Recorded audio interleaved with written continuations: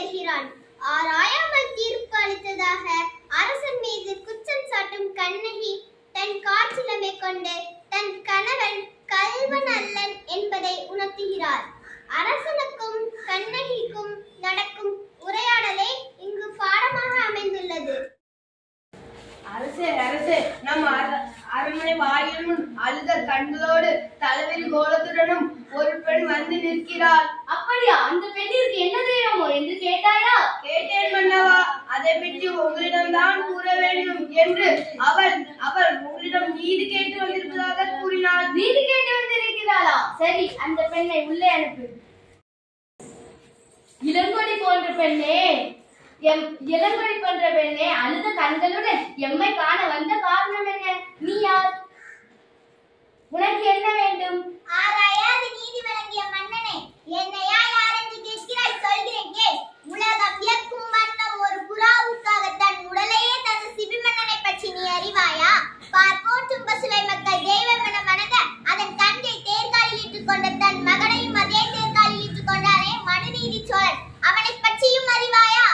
பெண்ணே, நான் கேட்ட வினாவுக்கு இன்னும் நீ விடை கூறவில்லை. அதை விட்டுவிட்டு வேறு எதையோ கூறிக்கொண்டிருக்கிறாய். இழப்பின் அருமை தெரியாத மன்னனே, என் நிலை அறியாமல் தானே இப்படி பேசுகிறாய்? நான் இதுவரை கூறிய பெருமை மிக்க சோழ மன்னர்கள் வாழ்ந்த புகார் நகரமே எனது ஊர்.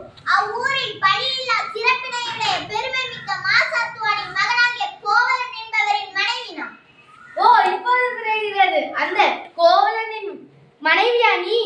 போதும் மன்னா, என் கணவனை இகழ்வதற்கு உனக்கு என்ன தகுதி இருக்கிறது?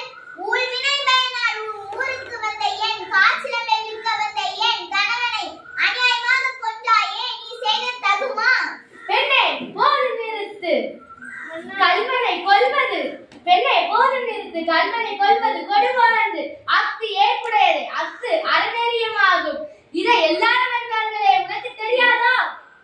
அறநெறி தவறிய மன்னனே, தவறிழைத்தவர்களை தண்டித்தல் தகுதியுடைய மன்னனுக்குரியது என்பதை நானும் அறிவேன்.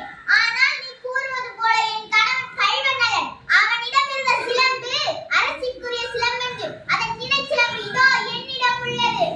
என் சிலம்பின் பரல் மாணிக்கக் கற்களாலானது. பெண்ணே, நீ சொல்வது உண்மைதானா?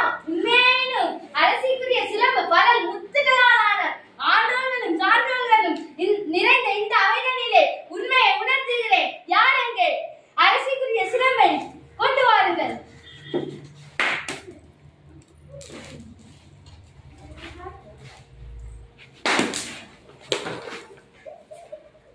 பெண்ணே, இந்தா உன் கணவனிடமிருந்து கைப்பற்றிய சிலம்பு.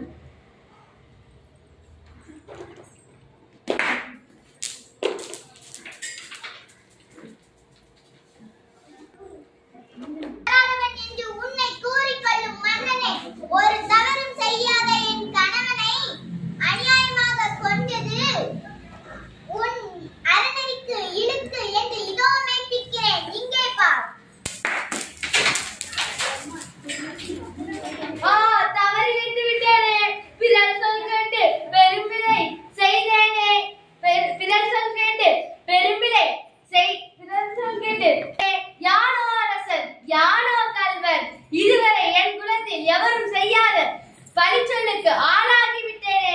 இனிமேல் எனக்கு செங்கோல் தான்